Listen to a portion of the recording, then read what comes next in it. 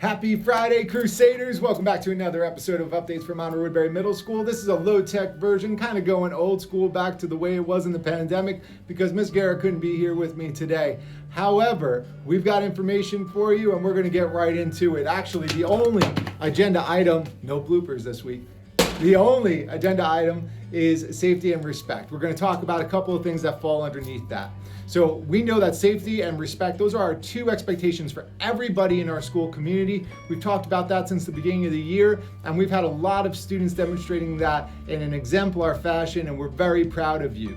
For those of us that have had issues with it, it's all part of learning. We just expect everybody to be better, to get better, to want to be better. So there's a couple of things that we've got to address. First and foremost, one of our frontline defense procedures or practices in the building is making sure that we can accurately identify everybody in the building at all times and make sure that they're authorized to be there.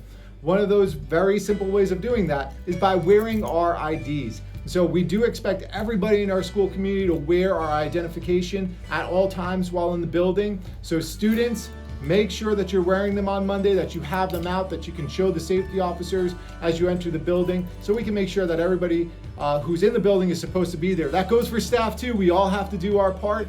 And for parents, we want to make you aware, in case you didn't see it in the last email, that there is a new procedure for coming into the building that requires entering and following the signage in the vestibule. You'll go to the safety desk inside the vestibule. There's a little window there. Present your government issued ID, and at that point be issued a sticker which has picture, name, and reason for being in the building to be worn on your outer garment, which shows us and everybody in the building that you're authorized to be there and where you're supposed to be. Thank you for your help in assisting us in keeping our building a safe place. This is a very simple practice that I know sometimes we can forget, but it's really important that we're all doing it. So make sure you have your IDs on Monday.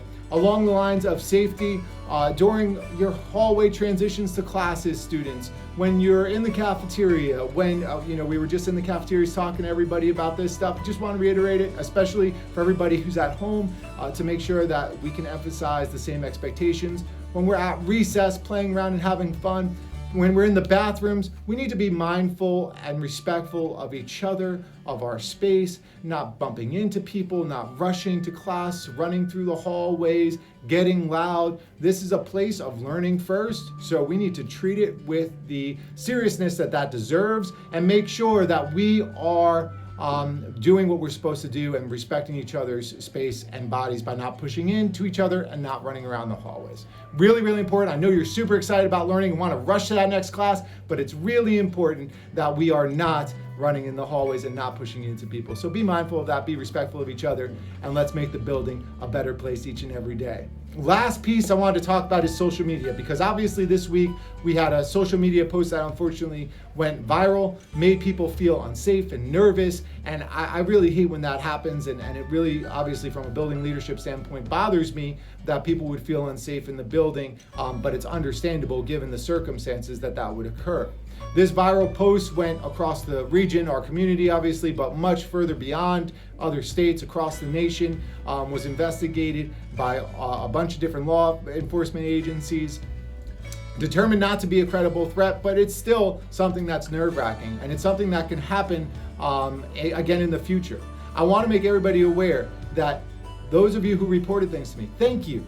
Thank you. We always say that you are the eyes and the ears of this building. Students and parents who see things, who are made aware of things that we don't normally have access to because, Mr. Maesano is not hanging out on Snapchat.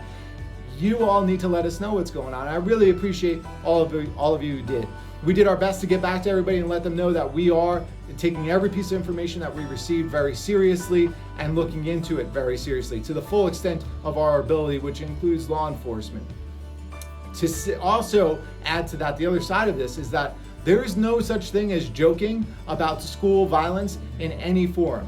Whether you're in the, hanging out in class in a study hall, if you're in the cafeteria, or you're on social media, nothing about that is funny. Let's think before we speak or post about anything related to school violence, because the excuse of "I was just joking" just doesn't fly anymore, and we need to be very, very mindful of that.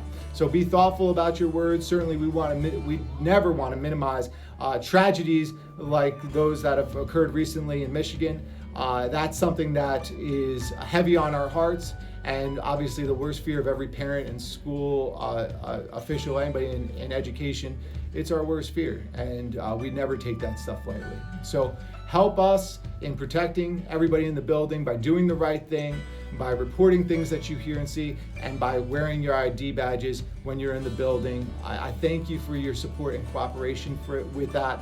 I appreciate all of you for taking the time to watch this video. I hope without the bloopers and without all of the fancy editing, you were still able to hang in there and watch it for the full duration. I really appreciate you helping us get the message out.